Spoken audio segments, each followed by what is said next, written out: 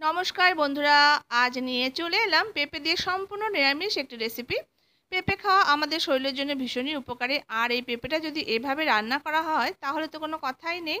যাদের পেঁপে খেতে ভালো লাগে না তারাও দেখবেন চেয়ে চেয়ে খাবে যদি পেঁপেটা এইভাবে রান্না করে দেওয়া হয়। তো বন্ধুরা, আশা করছি রেসিপিটি আপনাদের কাছে খুব ভালো লাগবে। আর রেসিপি যদি ভালো লাগে তাহলে অবশ্যই কিন্তু লাইক করবেন, শেয়ার করবেন আত্মীয় স্বজন বন্ধু বান্ধবের সাথে রেসিপিটি। তো চলুন দেখে নেওয়া যাক। তো এখানে আমি একটা পেঁপে নিয়ে নিয়েছি। এবারে পেঁপের খোসাটাকে ছাড়িয়ে নিয়ে দেখুন বন্ধুরা, আমি 4 ফালি করে কেটে নিয়েছি, আর দানাগুলো কিন্তু একদম চেঁচে ফেলে দিয়েছি।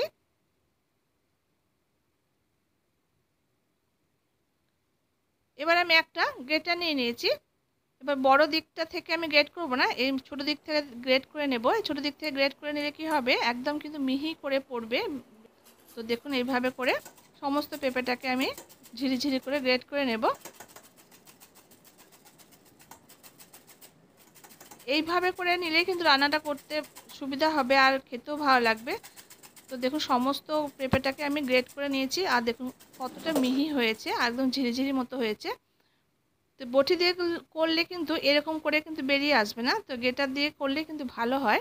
তো এবার রান্নাতে চলে যাব। তো আমি গ্যাসের উপরে একটা কড়াই বসিয়ে দিয়েছি, তাতে সামান্য একটু সর্ষের তেল দিয়ে তেলটাকে গরম করে নিলাম। এবার ওই গরম তেলের মধ্যে 1 মুঠো মতো বাদাম দিয়ে দিয়েছি, চীনা বাদামটা। এই বাদামটা দিয়ে আমি রান্নাটা করব। তো চীনা বাদামটা দিয়ে কয়েক মিনিট নাড়াচাড়া করে বাদামটাকে একটু ভেজে নিতে হবে।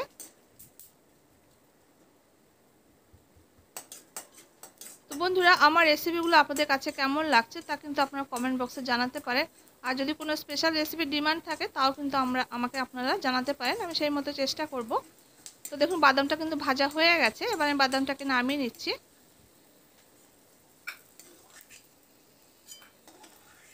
যেটুকু তেল ছিল তার সাথে আমি সামান্য পরিমাণে একটু তেল অ্যাড করে দিয়েছি। এবার তেলটাকে গরম করে নিয়েছি।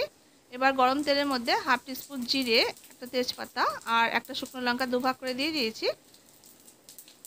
এবার জিরেটা একটু ভাজা ভাজা হয়ে গেলে এখানে আমি আদা বাটা করে রেখেছিলাম, সেই আদা বাটাটা এখানে দিয়ে দিয়েছি। আর এখানে সামান্য পরিমাণ বাটি ধরে একটু জল অ্যাড করেছি, তাহলে মশলাটা কষাতে সুবিধা হবে। আর এখানে 5-6টা কাঁচা লঙ্কা দিয়ে দিচ্ছি চিড়ে। তো লঙ্কাটা অবশ্যই আপনারা যে যেমন ঝাল খেতে চান বা পছন্দ করেন সেরকম করে আপনারা দেবেন। তো আদাটা দিয়ে একটু নাড়াচাড়া করে নিলাম মিনিট 2 মতো। এরপর এখানে একে একে গুঁড়ো মশলাগুলো অ্যাড করে দেবো। তো এখানে 1 টিস্পুন জিরে গুঁড়ো, 1/2 টিস্পুন এখানে হলুদের গুঁড়ো দিয়ে দিয়েছি।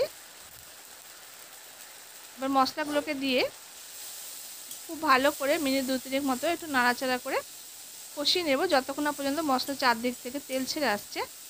তো দেখুন বন্ধুরা, মশলাটা কিন্তু মিনিট 2 নাড়াচাড়া করে খুব ভালো করে কষিয়ে নিয়েছি, আর মশলাটা দেখুন তেল ছাড়তে শুরু করেছে। খুব ভালোভাবে কিন্তু মশলাটা কষানো হয়েছে। এবার এখানে 4 টিস্পুন পরিমাণ আমি এখানে কোরানো নারকেলটা দিয়ে দিয়েছি। এবার নারকেলটা দিয়ে এই মশলার সঙ্গে আরও কয়েক মিনিট নাড়াচাড়া করে খুব ভালো করে একটু ভাজা ভাজা করে নেব। বেশ সুন্দর একটা নারকেল ভাজা একটা গন্ধ বেরিয়ে যাবে, সেরকম পর্যায় পর্যন্ত নারকেলটাকে একটু ভেজে নিতে হবে। তো দেখুন নারকেলটা খুব ভালো করে আমি ভেজে নিয়েছি, বেশ সুন্দর একটা গন্ধ বেরিয়ে গেছে। এবার এই পর্যায়ে পেঁপেটা যে গ্রেট করে রেখেছিলাম সেই পেঁপেটা আমি দিয়ে দিয়েছি, আর এখানে টেস্ট হিসাবে লবণটা দিয়ে দিলাম। এবার মশলার সঙ্গে কয়েক মিনিট একটু রান্না করে নেব নাড়াচাড়া করে। আর পেঁপেটা কিন্তু গ্রেট করার আগেই কিন্তু পেঁপেটাকে কিন্তু ধুয়ে নিতে হবে খুব ভালো করে। গ্রেট করার পরে পেঁপেটাকে কিন্তু ধোয়ার কোনো দরকার নেই। তো গ্রেট করার আগে পেঁপেটাকে খুব ভালো করে ধুয়ে তারপর পেঁপেটা গ্রেট করলে কিন্তু ভালো হবে। তো কয়েক মিনিট আমি নাড়াচাড়া করে দিয়েছি। এরপর একটা ঢাকা দিয়ে এটাকে মিনিট 5-6 জন্য লো ফ্লেম করে রান্না হতে দেব। তো মিনিট 6 পর এবার আমি ঢাকাটা খুলে নিলাম। তো এবার দেখে নেব, দেখুন পেঁপেটা কিন্তু একদম সেদ্ধ হয়ে গেছে, আর ভিতরে যে জল জল মতো রস ছিল সেই রসে কিন্তু পেঁপেটা খুব ভালো করে সেদ্ধ হয়ে গেছে। এক্সট্রা কিন্তু কোনো জল আর দেওয়ার দরকার নেই। এরকম ফ্লেমটাকে লোতে দিয়ে ঢাকা দিয়ে রাখলে কিন্তু পেঁপেটা সেদ্ধ হয়ে যাবে।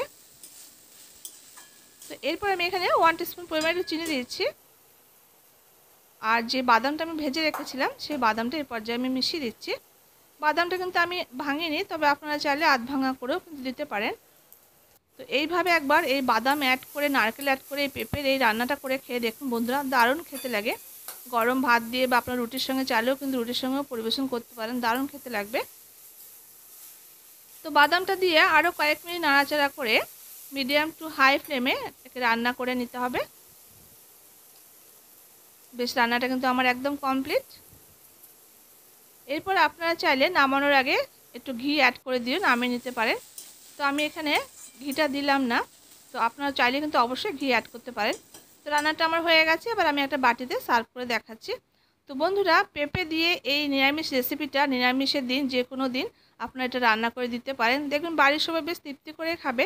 অনেকে আছে পেঁপেটা ঠিক পছন্দ করে না খেতে, এইভাবে একবার রান্না করে দেখুন, দেখবেন খুব পছন্দ করবে সবাই খেতে আর আপনার প্রশংসা করবে। তো পেঁপের এই রেসিপিটা বন্ধুরা আপনাদের কাছে কেমন লেগেছে তা অবশ্যই কিন্তু কমেন্ট বক্সে জানাতে ভুলবেন না যেন। তো দেখা হচ্ছে নেক্সট কোনো রেসিপির সঙ্গে, ততক্ষণের জন্য আপনারা সবাই খুব ভালো থাকবেন, সুস্থ থাকবেন। আর যারা চ্যানেলটিকে নতুন দেখছেন, যদি ভালো লেগে থাকে চ্যানেলটিকে অবশ্যই কিন্তু সাবস্ক্রাইব করে সাথে থাকবেন।